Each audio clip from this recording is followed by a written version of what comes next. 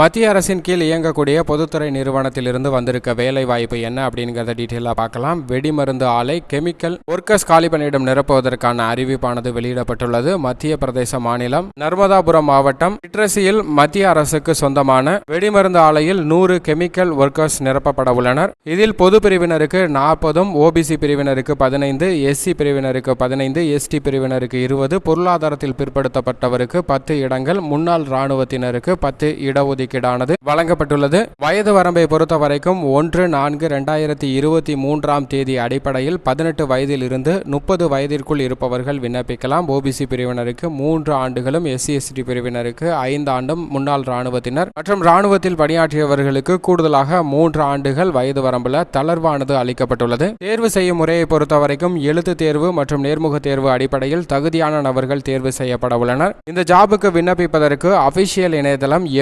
MUNITIONS India.co.in என்ற இணையதளத்தில் விண்ணப்பிக்க வேண்டும்.